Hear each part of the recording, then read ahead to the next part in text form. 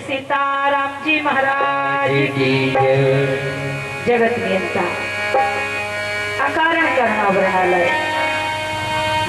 श्री सीताराम जी भगवान के पादार बिंदों में कोटि कोटि वंदनीय अस्तित्व चरण पूज्य श्री वशिष्ठ नारायण जी उपाध्याय, उनको भी वंदन करते हुए इस कमेटी के सभी पदाधिकारी गण, श्रेष्ठ जन, विद्युत जन एवं मंच पर विराजमान सभी संत चरणारविंदों में कोटि कोटि वंदन करते हुए अध्यक्ष, उपाध्यक्ष, कोषाध्यक्ष एवं जहां तक आवाज जा रही है जो भी सभी श्रेष्ठ जन, हमारे पूज्य दादाजी जो सम्मुख विराजमान है और अन्य और भगवान की मंगलमय कथा में रस माधुरी का संचार कर रहे हमारे संगीत में सभी तीनों भाई बंधु और हमारे राम जी, परम मंगल परम सौभाग्य ठाकुर जी ने पुनः दिया।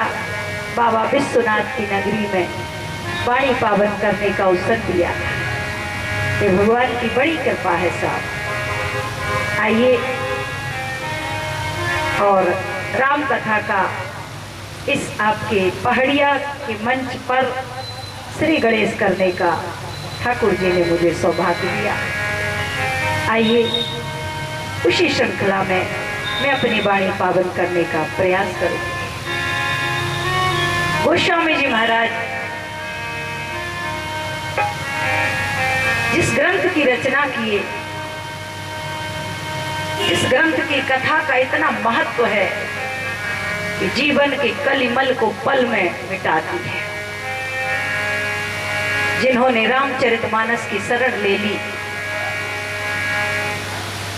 रामचरितमानस महासागर है, महाग्रंथ है और हमारे आपके साधु संत समुदाय और हमारे राष्ट्र की परम धरोहर है।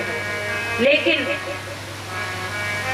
हमारे आपके इस जीवन की आचार संहिता भी है। हमें आपको जीवन जीने की जो कला प्राप्त होती है वो इसी ग्रंथ के माध्यम से हम सब अपने जीवन को जीने की खोज दिन और रात करते। गोस्वामी तुलसीदास जी महाराज ने इस पावन कथा को लिखा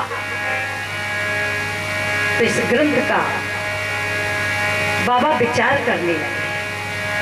वैसे तो काशी नगरी में ही बाबा के साथ बहुत कुछ हुआ, लेकिन बाबा ने जब इस रामचरितमानस का विवरण किया तो सबसे पहले इसका नामकरण किया।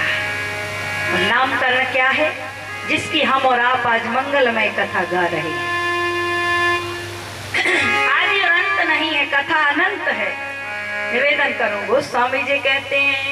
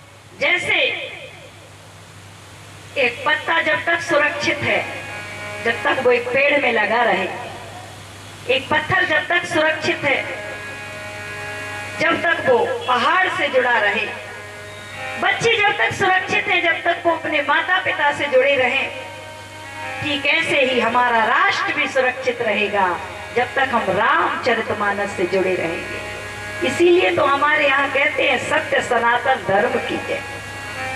निवेदन करें रामचरितमानस ये ही नामा, सुनत श्रवण पाई विश्राम।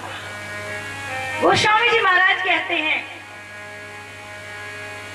यदि अपने जीवन से अमंगल मिटाना है, अपने जीवन में हर दुख को हल्का करना है, तो केवल मेरे राम जी के चरित्र को श्रवण कीजिए।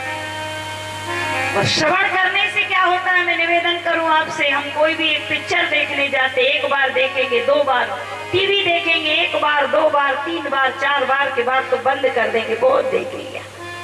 लेकिन पता नहीं क्या जादू गोस्वामी जी की इस कलम, इस राम जी की कथा में